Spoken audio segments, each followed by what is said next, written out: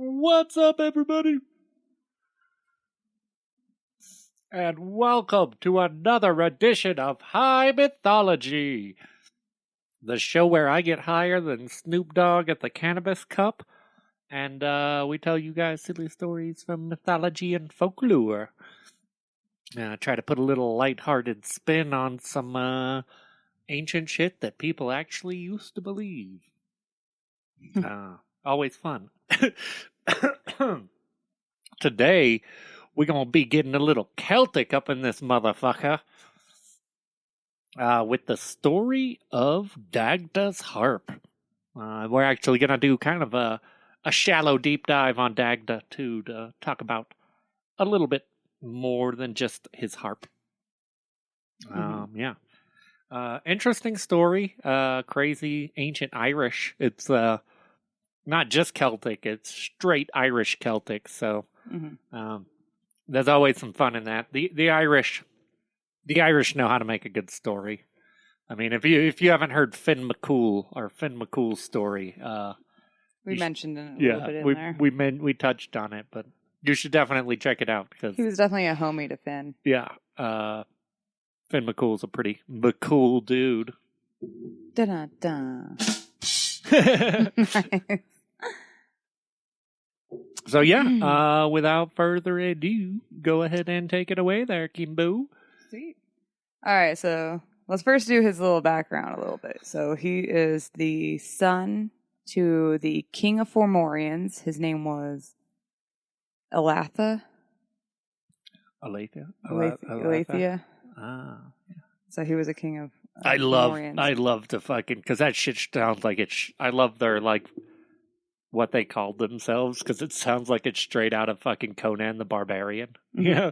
And then he sought after the Fomorians. And his mother's name was Danu, and she was a mother goddess. Oh. So Dagda is actually a demigod, pretty much, and he was also a giant of a man. Oh, shit. He looked like Hagrid.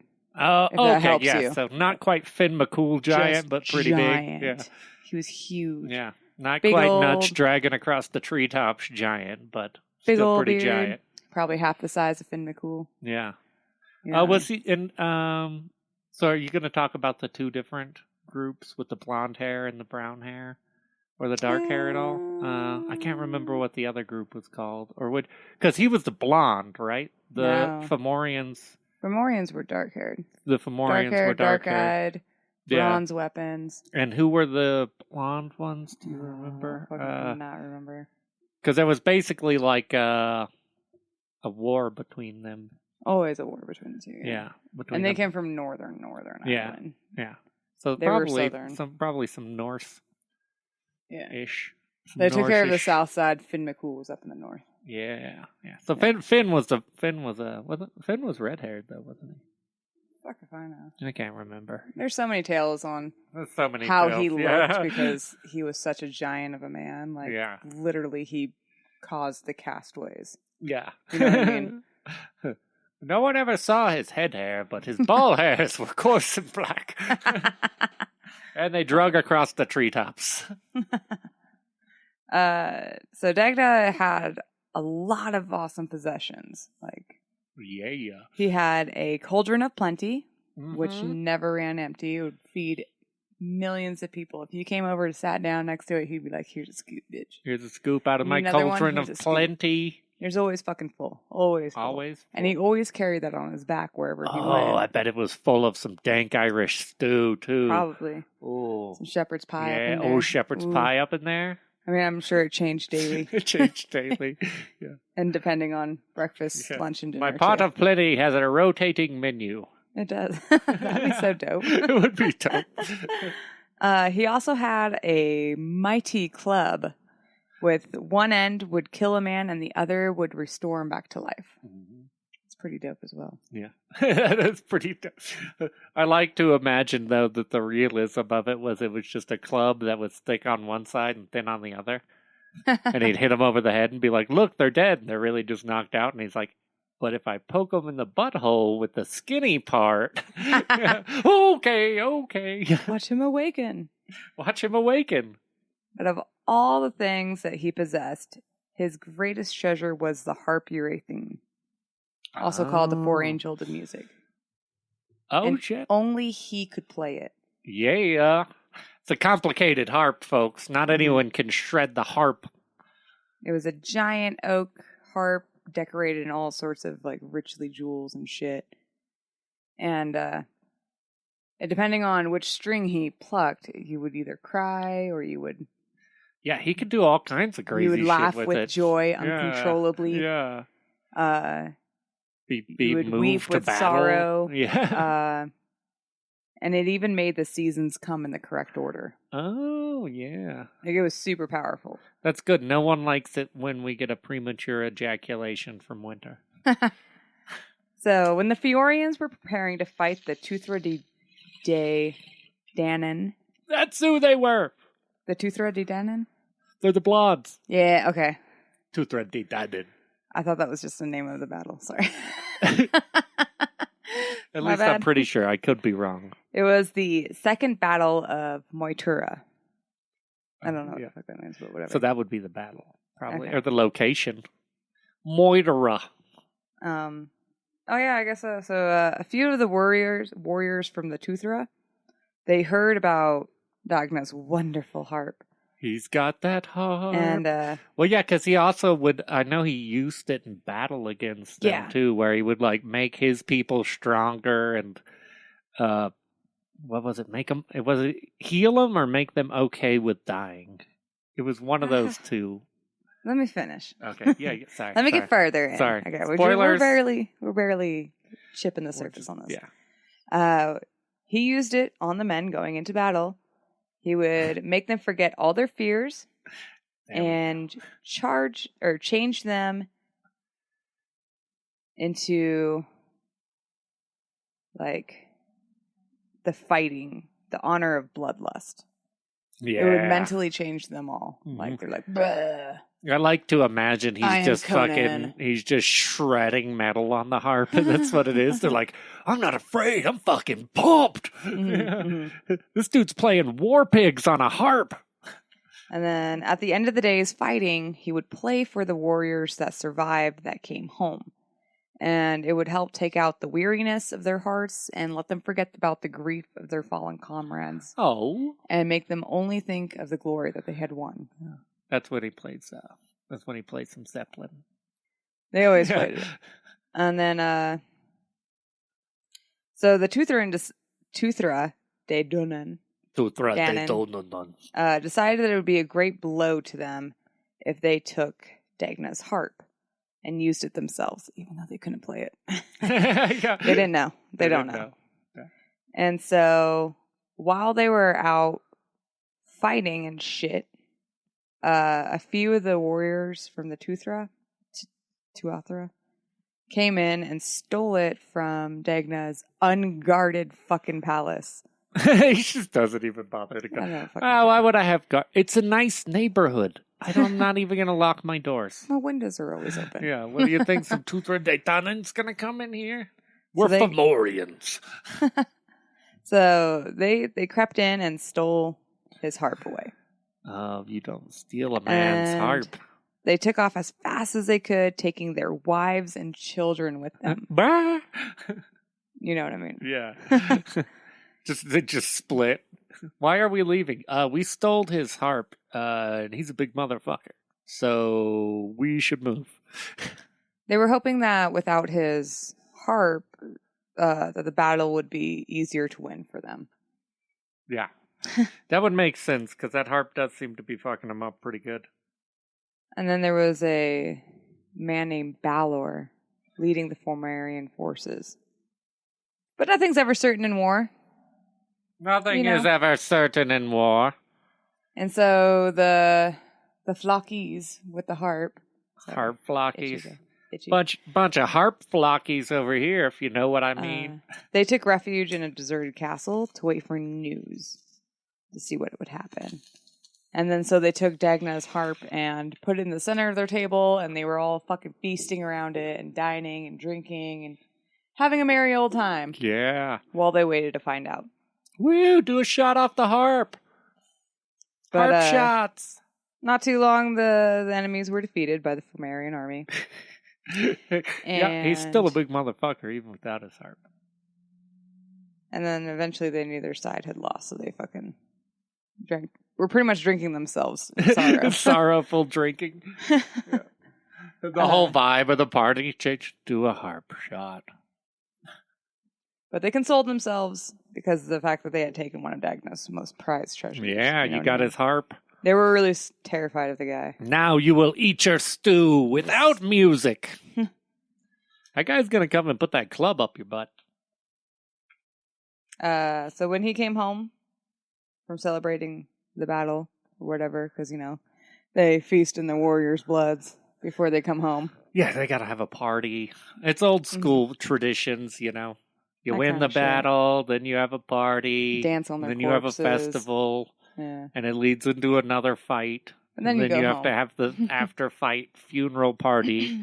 Then you have to have the funeral games. And then you go home. Yeah.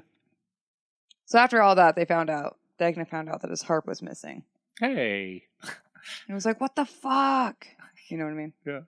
Which is funny, too, because they did just talk about him using it on the battlefield. So he must have went home, just took it home at some point. Which tells me already that Dagda wasn't worried about losing that battle. He's like, I'm going to take my harp home, guys. Like, you guys got this for a couple of days. I'll be back and we'll fuck them up anyway. I mean, these guys don't even need harping. Mm-hmm. Yeah. And so Dagda recruited two of his favorites. Ogma, the artificer. Artificier. And Lug. The long arm. Luke the long arm. I like that guy already. They stood up and fucking volunteered to help get Dagda's harp back with him. I like that. I could see that too. The artificer's like, I had to train for many years for this job. What did you have to do, Luke? I was born with these long arms.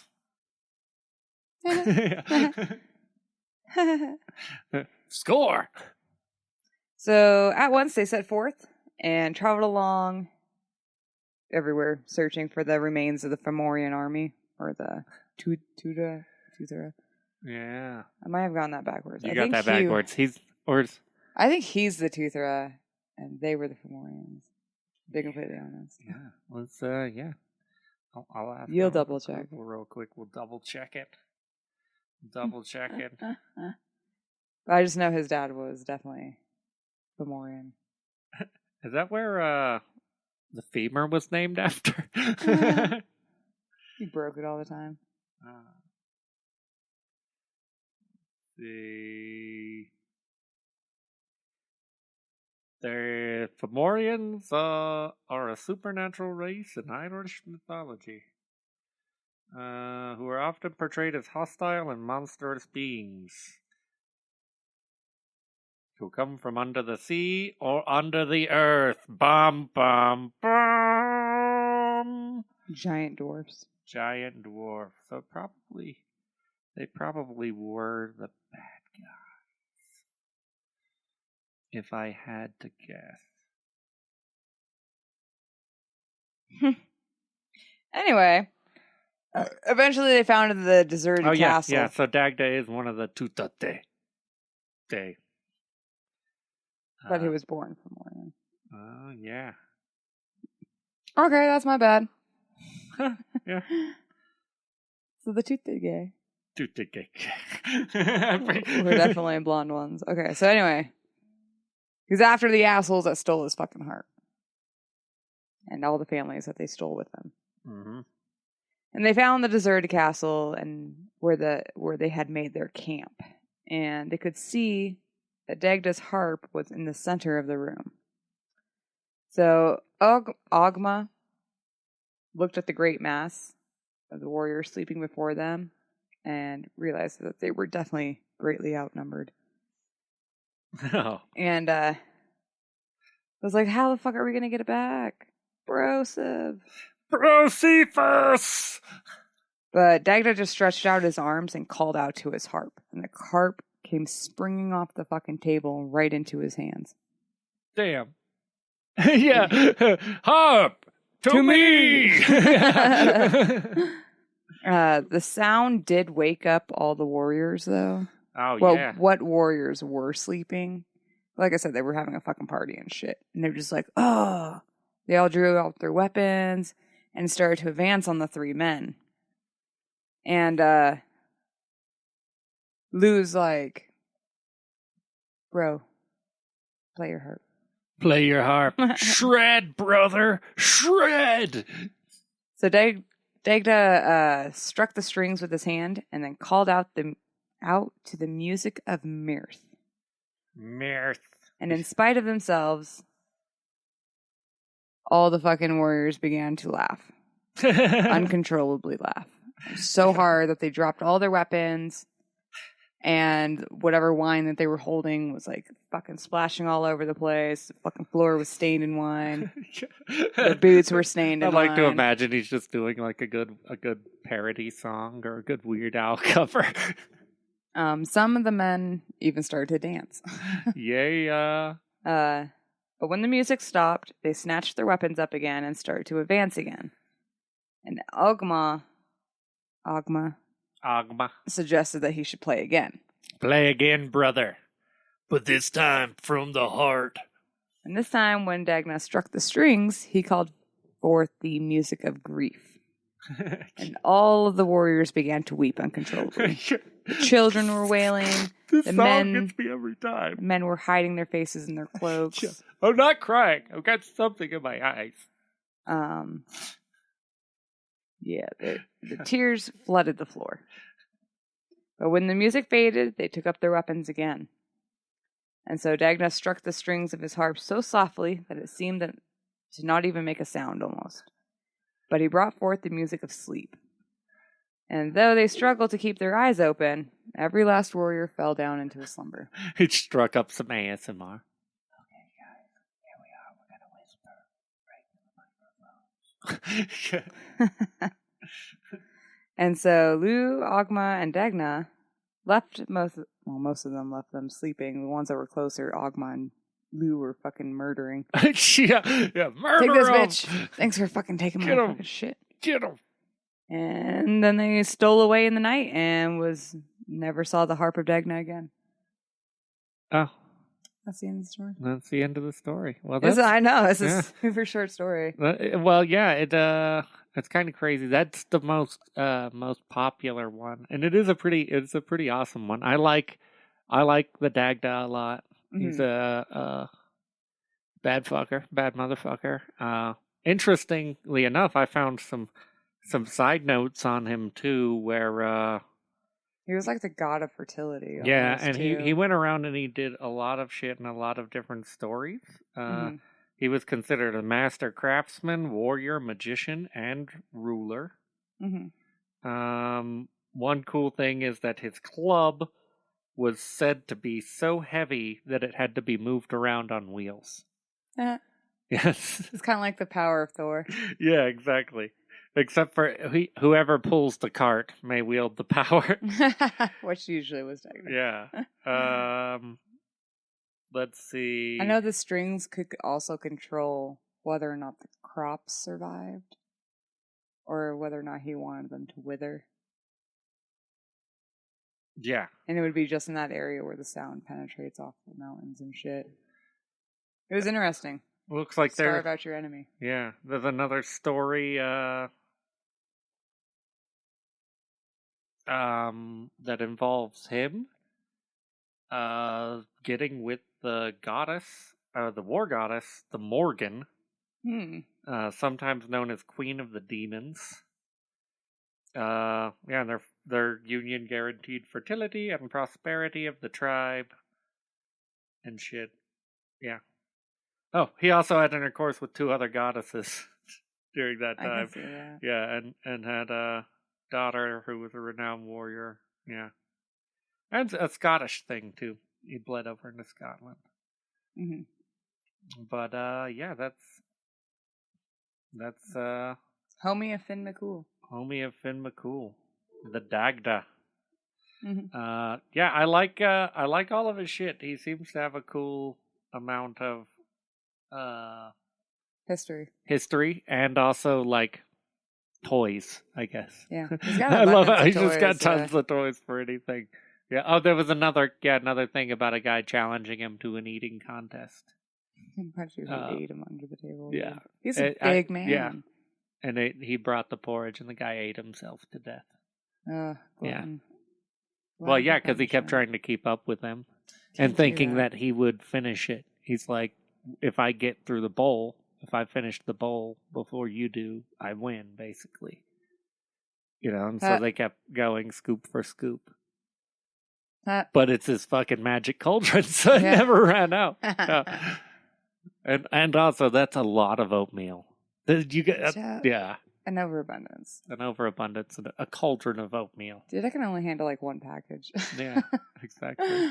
Like, I'm full. It's How many oatmeal. Quaker Oats instant packages went into one infinite cauldron of oatmeal? 25,000.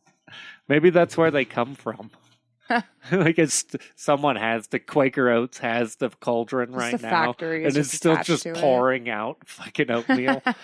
Like, okay, just keep drying it up and putting it in little packages. Well, fun fact though, you can find what the Irish claim is his harp on one of the Emerald Islands. Ooh. It doesn't have any jewels in it, but it's definitely a big ass oak harp. Big ass oak harp. I'm going to try to find a picture of that and attach it to our YouTube thing. Yeah. Because that's pretty awesome. I love it when they have stuff like that where it's like, we still have that ancient thing. But I'm sure people have struck the fucking strings and nothing's happened. Well, I guess, if Dagda's the only one who can control it. Yeah. Who else could? No one. No one. No one, bitches. Yeah. Just him. Yeah. Maybe his daughter. Also, I'm sure if you dated, it probably dates back to like 1500 AD or something like that. Like, yeah, they still have it, but it's actually dated to post-potato famine. Oh, yeah. Our sources for today's episode, emeraldisle.ie, theirishpalace.com. Sorry for the accent. Fandom on bardmythologies.com. Mm-hmm. Yeah. So all kinds of good stuff there. If you liked this, let us know. There's a ton more Celtic and Irish tales for us to get into. And it also, if you have any ideas for a Celtic story you want to hear us cover, let us know and we will take it on. Put it in the comments so we know. Yeah, put it in the comments. They let us know. Yeah. Yeah. So like, comment, subscribe. Yeah. Notify. Share us with your friends. Yeah. Yeah. Yell our name from the roof. Talk about it. Talk about us with your therapist. Yeah, you might. Yeah. Yep. Well, have a good night, everybody. Have a good night. Bye.